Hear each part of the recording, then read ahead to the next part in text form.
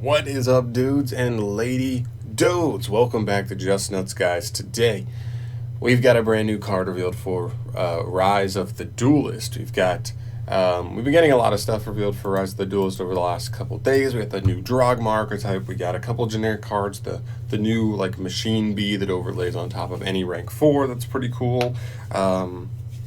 And even before that, we had gotten some good generic cards, but I think this one will top them as far as being a more chase generic card in the set. And I think it might just be the chase card in the set, because we always seem to have one that is like that boy. So this could be it.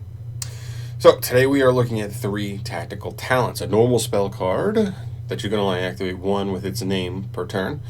The first effect says if your opponent has activated a monster effect previously during your main phase this turn, activate one of these effects. The first effect is draw 2 cards. Oh, well, that sounds familiar. Pot of Greed, the banned card, and Pot of Extravagance, like the card that like people have argued to get banned already, like wild. Okay. Second effect, take control of one monster your opponent controls until the end phase. Huh. That also sounds familiar. Change of Heart, another card that's been banned for like ever. That one will be a once per turn, and this one, that one wasn't a once per turn. This one was or is. So I guess that makes it a little bit better. And the last effect lets you look at your opponent's hand, and if you do, shuffle 1 card from it into the deck. That also sounds familiar. I can't remember the name of the card, but there's literally a card that's like that. I mean, of course, it was classic Yu-Gi-Oh!, so none of those were once per turn, so that's what made them so busted, is that like you could literally open 3 of the card that lets you just shuffle your opponent's hand, shuffle cards from your opponent's hand back, and you just like brick their entire hand, and then you just like have the rest of your hand to like go to like hopefully get it done. So it's pretty cool. This card is wild. Yeah, I mean, like I think the positives for this card are like insane. That like this card can be not just a banned card, but any of 3 banned cards. It's just up to your choice. Going first, you're probably looking at like the first or third effect, and going second, you may still be going for the first or third effect. Probably not the third effect as often. You still might be drawing 2, but also that just mind control, change of heart effect, and as the second effect definitely will come up a lot going second. I think the card's really spicy. I think like just, oh man, it's not just that it has power, but it has versatility in multiple situations.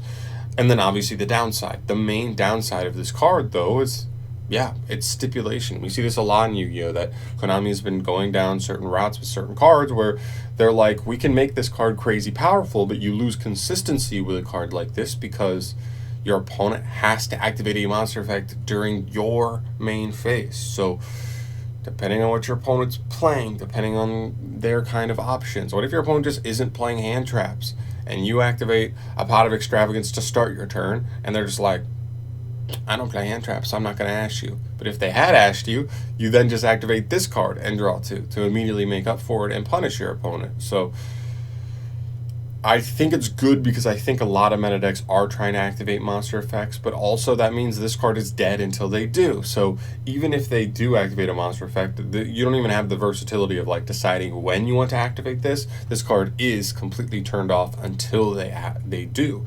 So if you're playing Orchest, you don't get to use this until they IP Masquerena you, until they use Symbol Skeleton as a quick effect to reborn a Dingirsu and like already hurt your board until you get to draw 2. So, or take a monster or shuffle a card in hand. Like, so that is definitely a bummer. So, I don't know. We just see a lot of stuff going on. Like, Impermanence is a very popular hand trap. You can get Impermanenced, and that has nothing to do with this. I think if this card becomes like a super meta staple, stuff like Impermanence will become also crazy meta staples because, like, why not?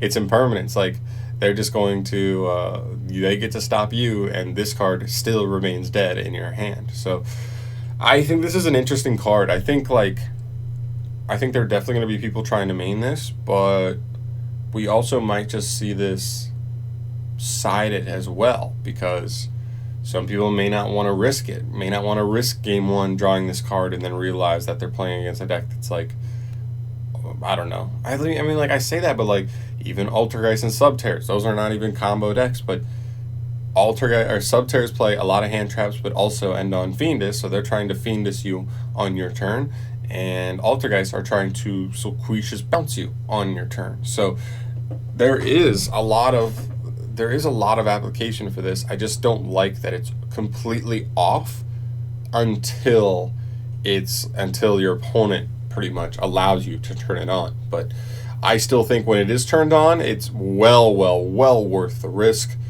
And I think a lot of people will agree with me on that. I think a lot of people will be trying to chase after this card and will be trying to run it immediately in their decks just for the versatility it gives them. So I'm really curious to see how this card goes, I guess.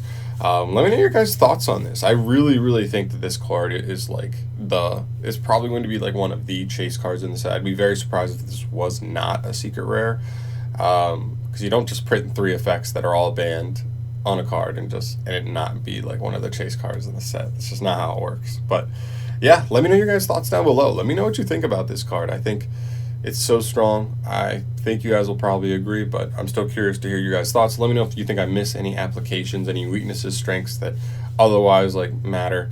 But yeah, thank you so much for watching, guys. As always, subscribe to the channel if you have not yet, and I will see y'all in the next video.